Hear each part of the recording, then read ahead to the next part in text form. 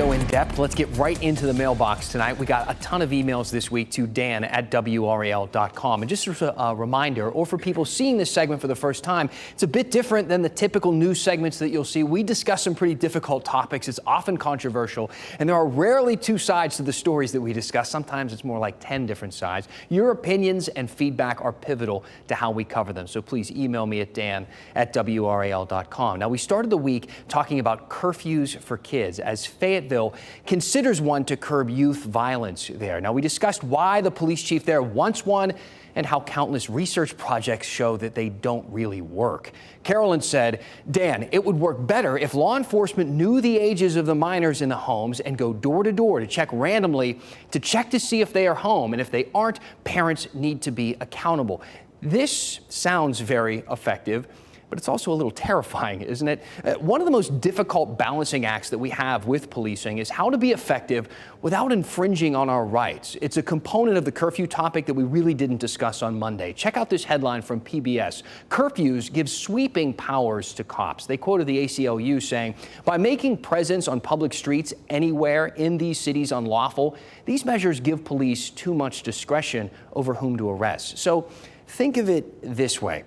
Technically, if Fayetteville passes its curfew as proposed right now, police could stop anyone after midnight as long as they think that person might be a teenager, which is pretty subjective, don't you think? Especially at night looking into a car, or anyone that looks like a kid skipping school during the day, meaning if you're a young-looking 20-year-old walking to work, they could stop and question you just because of your baby face. Obviously, those are extreme examples, but possible and something that shouldn't be ignored when discussing the powers that we give to police.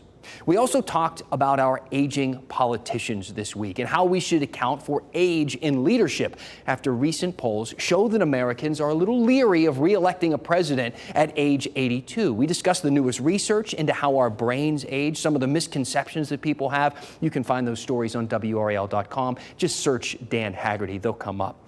Now, as you can imagine, this is a bit of a touchy subject, and a viewer named Rebecca took issue with a part of my reporting that, according to overwhelming research and consensus, cognitive decline to some degree is inevitable as we age, especially into your 80s and beyond. She said, we need to address cognitive ability as a standalone issue, period.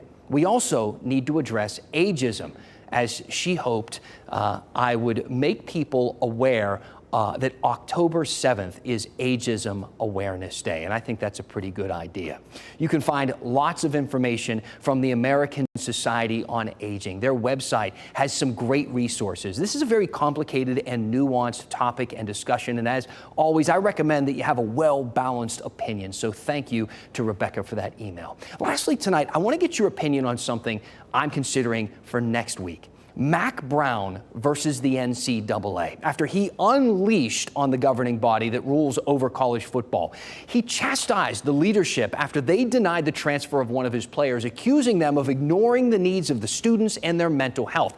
First, got to say I find it a little interesting that he's accusing of the NCAA of putting business first while also profiting heavily from it, being paid $5 million a year to coach a public university. But his words are ringing true for a lot of folks. And while that story is getting front page headlines all over the place, I actually think there's another story that's just as significant, but for some reason was met with more cutesy news coverage. Even People magazine had some fun with the clickbait, saying Duke's quarterback got denied a homework extension after they upset Clemson. Oh boy, those Duke professors, they don't mess around, do they? But is that the real story? Or how about this one instead? The conference scheduled a Monday night game that started at 8 p.m. and lasted late into the night, followed by media interviews even later into the night during the school year, with class the next day. And then we're made to believe it was the quarterback who wasn't prioritizing school. How about Clemson? They still had to travel home afterward. Do you remember when college football was only on Saturdays because, those kids are in school? Not anymore. Not this game. It's got to be the lone Monday night feature with the big TV audience and the massive sales dollars, and who can blame them?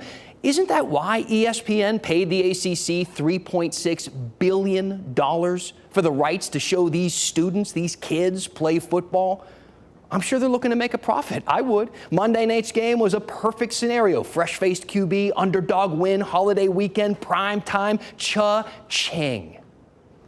I've started to go down a bit of a rabbit hole on this one, if you haven't been able to tell. I spent an hour roping in the entire sports department. I ranted in their office yesterday. My apologies to them. I trap people. Let me know your thoughts on this. I really want to know. Email me, dan@wral.com. Lots to talk about next week and every week. So tell me what's on your mind, and we'll go in depth.